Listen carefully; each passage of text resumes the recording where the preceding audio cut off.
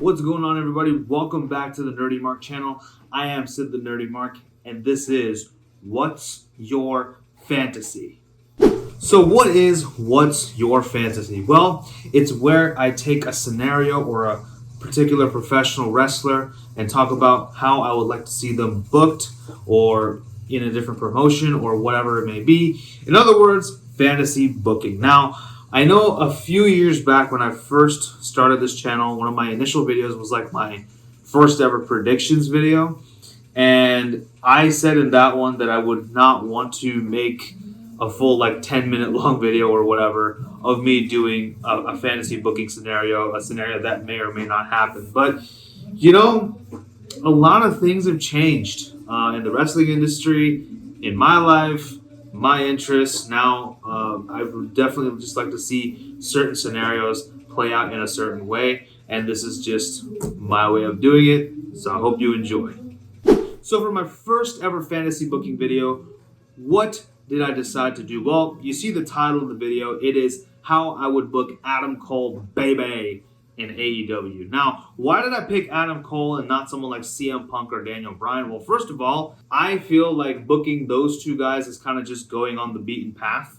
And yeah, I agree that it works, but I like to do things a little bit differently. So I thought Adam Cole would be an interesting topic.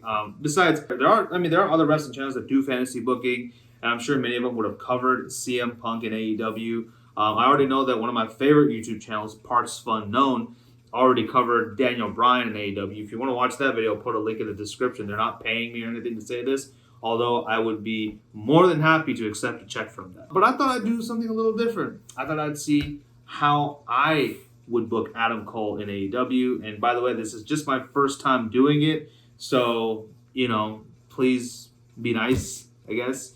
Let's go ahead and talk a little bit about Adam Cole, baby. So before we can get into fantasy, let's talk about reality for just a sec, shall we? The reality is Adam Cole is set to face off against Kyle O'Reilly in NXT TakeOver 36 for the third time. It's their rubber match, and it should be really good, by the way. I think that it's going to be the sleeper hit of the night. His contract actually is already up with WWE. However, he did agree to work a short-term deal with them, until SummerSlam. However, WWE have made him another offer, another contract worth $1 million. Should he take the deal or not is up to him, but if he does, that would kind of throw a wrench in my plans. But this is fantasy booking. This is my world that he is in, and I personally think that he shouldn't take the deal and he should go to AEW because I think he's done all he can in NXT. So, this is how I would book Adam Cole in AEW. This is my fantasy. Adam Cole, baby! Adam Cole, baby! Adam Cole, baby! So, in my booking, Adam Cole does not take the deal offered by WWE. So, TakeOver 36 will be Adam Cole's swan song in NXT and even in WWE. So, during the match itself, it's a really good match. I would have this go a good 20 to 30 minutes. Cole does eventually lose to Kyle O'Reilly, and of course, it is chants of thank you, Adam, and undisputed and whatnot. Cole then goes up to the entrance ramp and he grabs a microphone and he says, I have shown you all that I am undisputed, but now it's time to show that I am elite. Drops the mic, obviously a less than subtle hint that he is going over to AEW. Meanwhile, over in AEW, we are getting more and more of a build towards AEW's All Out, both on Dynamite and on Rampage. And I would actually build up the Dark Order at this point. Let them go at it and finally get a chance to get the tag team titles off of the Young Bucks at All Out. I would have, John Silver and Alex Reynolds be representatives for the Dark Order. And of course, they're going to take on the Young Bucks at AEW All Out.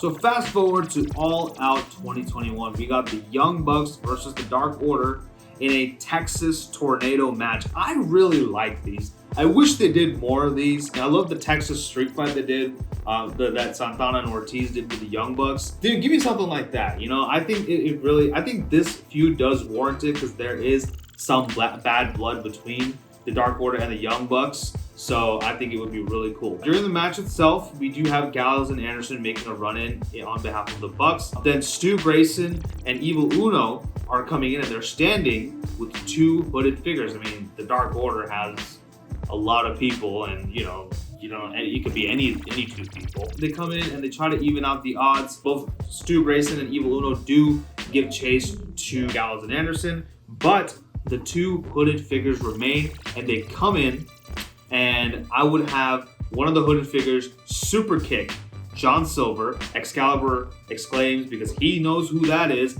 and then the second guy gives like MMA style kicks to Alex Reynolds. And then we have the Young Bucks coming in and hitting the BTE trigger on John Silver to retain their tag team titles. After the match, Dark Order roll out, and then the two masked men facing off against the Bucks. They reveal their mask. The first guy reveals his mask, and it's revealed to be, of course, Adam Cole, baby. And who's the second guy? He reveals the mask to reveal Bobby Fish. That's right. See, Bobby Fish got released by WWE, but remember, he was still under contract in NXT. He has a 30-day, not a 90-day no-compete clause, so I think we can have him debut at All Out. The Bucks are really happy to see Adam Cole, and they're gonna basically they come out and they do the whole too sweet. Adam Cole comes in, about to do too sweet, but then he goes, because he still remembers that they fired him from Bullet Club. They both attack the Bucks, and actually I would have these two guys hit like their version of like the high-low in a way, and leave the two brothers laying. So it is the post All Out Dynamite, and Cole and Fish make their way into the ring. Adam Cole gets on the mic, and he basically says that he came to AEW to prove that he is an elite performer, and he's going to start by taking down the Young Bucks. He helped them retain because he wants to take the tag team titles away from the Young Bucks, and no one else deserves that honor. But of course, he can't do it alone, and that's why he brought Bobby Fish along. He says, after all the friendship and all the loyalty that I gave to the Young Bucks, they repaid me by firing me. Well, now it's time that Adam Cole fire the last shot. Out come the Young Bucks in response, and they basically say, first of all, Adam Cole, welcome to AEW. This is our domain now. And just remember that without us, without the Young Bucks, there is no Adam Cole. Without us and all the popularity that we gave you, Paul would have had taken one look at you and would have completely just gone on to the next guy. But here's the thing, if you really cared about us, if you really believed in our friendship and really cared for the elite, you would have stuck around. You wouldn't have taken that contract to go to Orlando and make stupid hand signs with your friends. So that's kind of the story going into this whole thing. Cole is pissed about the Young Bucks, so he wants to get some measure of retribution. No, not them. We are now at AEW Grand Slam. It's a special Dynamite. Cole and Fish wrestled their first match as a tag team. They take on Gallows and Anderson and win emphatically, putting some seeds of doubt in the Young Bucks. From here on out, I would have Cole and Fish go on a bit of a tear throughout the tag team division. I have a couple of matches that I would like to suggest. Cole and Fish versus the Lucha Bros, Cole and Fish versus FDR, Cole and Fish versus TH2. Throw in the Jurassic Express, throw in Private Party. That would be really cool. You can also do a handful of singles matches, just here and there. Cole versus Pac would be really cool. Cole versus Jungle Boy. Bobby Fish versus Jake Hager, have that, MMA style thing. I would have Bobby Fish try to go for Miro's TNT title. This kind of irks Adam Cole because he's saying, basically he thinks that he's getting distracted and he's not focused on their main goal, which is the Young Bucks. Hell, I would even have a match where we have a fun intergender match. I would have Adam Cole and Bobby Fish team up with Britt Baker to take on Ali and the Butcher and the Blade if the Butcher, right, is medically cleared by then. Cole and Fish eventually do become the #1 contenders for the AEW Tag Team titles at Full Gear. So, at Full Gear, it is the Young Bucks versus Adam Cole and Bobby Fish. So, at AEW Full Gear, the final AEW pay-per-view of the calendar year, we have Bucks versus Cole and Fish as a double main event feature, along with Kenny Omega versus Hangman Adam Page.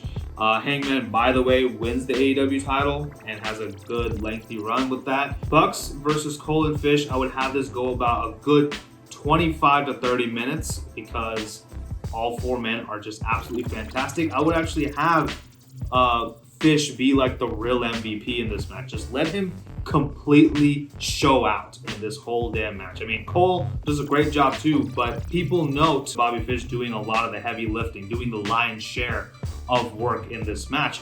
But of course, finally the match does end with Adam Cole hitting the last shot on to Matt Jackson. 1, 2, 3, and new AEW Tag Team Champions, Bobby Fish and Adam Cole, baby. Now, here's what I want to do now. Now that they're Tag Team Champions, I want to actually give them a shorter reign with the titles. Because I do want to eventually split them apart. I know splitting tag teams is a total WWE move, but here's the thing.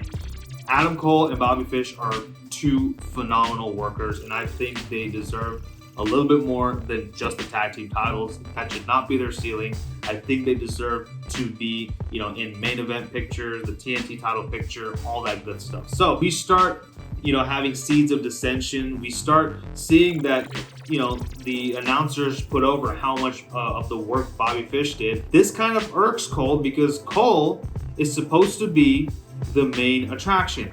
He is the main guy between the two, not Bobby Fish. Basically what he was doing with the Undisputed Era. He was getting kind of tired of Kyle O'Reilly getting the spotlight, and he wants the spotlight and whatnot, and he thought obviously if it's just Bobby Fish, he would get more of a spotlight, but no, Bobby Fish is a great worker, and that's why they won, essentially. Fish just wants to get the job done, but Cole is in it for all the glory at this point. It started off as him just trying to get revenge on the Young Bucks, but now that he's got the gold, he wants the glory. He wants to show that he is the best.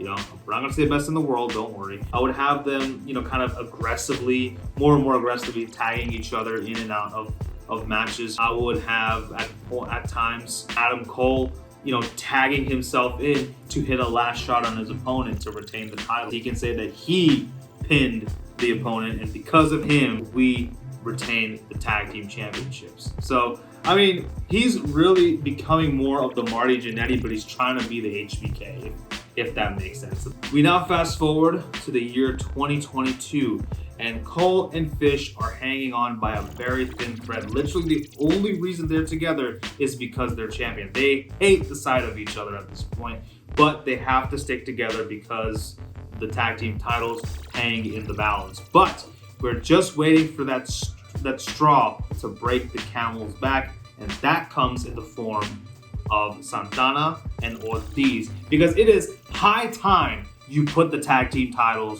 on these two guys, because they are fantastic, and it is criminal that we haven't done that yet. Double or Nothing, Santana and Ortiz versus Adam Cole and Bobby Fish. Again, Fish does a good chunk of the work. They actually tag each other in very reluctantly. They're not even in the beginning of the match, they're not able to agree on who enters the ring, so much so that the referee has to flip a coin at that point. It's getting that ridiculous now. So, we do have, like I said, Bobby Fish doing, again, the lion's share of the work, and he gets Ortiz down, and he's about to hit his finisher when Cole tags himself in. Bobby Fish, at this point, can stand all that he can, and now he gets in Adam Cole's face. This allows Ortiz to recover and tag in Santana, and the two men of Proud and Powerful attack the tag team champions. This allows Santana and Ortiz to hit the street sweeper and win the match and become the new AEW tag team champions. finally. After the match, we do have Fish and Cole getting in each other's faces. This ends with Fish just shoving Adam Cole, who falls onto the mat. Bobby Fish says, "We're done." And then Cole gets up, turns Bobby Fish around, super kicks him and says, "No, I say when we're done." Hits a last shot on Bobby Fish and then, pulls his hair and gets in his face and says, "Now we're done." And he rolls out of the ring. So that is pretty much all for now, just because now we've had these two men enter AEW. We've shown that these two are two amazing wrestlers, both tag team and in singles, because of the matches that they've been having. And we finally gave them a good run with the titles, even though it was short. It was still, I would have them defend it on Rampage, on Dynamite, all that good stuff. So at this point, you can kind of do anything. Now you have this feud with Cole and Fish, who have feuded before in the Indies, and just rekindle that feud again. And after this, you just kind of let them go off and veer off into everything. Now, I didn't want to take too long with this booking. I mean, it is my first booking, so I didn't want to do too much just off the off. And at this point, you can have Bobby Fish try again for the TNT title, and this time win against Miro. I wouldn't mind if Cole becomes IWGP US champion, takes it off of Lance Archer, goes over to Japan and does some things with Bullet Club. Give me Adam Cole versus Jay White. That would be a damn good match. So there's a lot that you can do with these two men in AEW. I do hope that they show up at All Out. That would be really cool. The only reason I didn't put them in the main event is because, like I said, it is heavily rumored that CM Punk and Daniel Bryan might show up at around that time frame, and I think Cole would be overshadowed by them. I'm entering Cole via the tag team division, but he can veer off into a singles run eventually. But that is how I would book Adam Cole and Bobby Fish in AEW, so you got a 2-for-1 there. You're welcome. Let me know what you guys thought about my first ever fantasy booking video. Did you like it? Would you like me to do more? Would you have booked it differently? Let me know all those things in the comment section below. I have a couple of other ideas for fantasy booking videos, but if you have a fantasy booking angle that you would like me to book, I will be more than happy to do it for you, as I am a man of the people. But with that being said, don't forget to like, share, and subscribe. Follow me on social media and tell your friends about the Nerdy Mark. Make sure to hit that bell so that you're notified every time I upload a new video. Thank you all so much for watching, and thank you for your continued support. It means the world to me. This is Sid signing off. You guys take care. Bye-bye.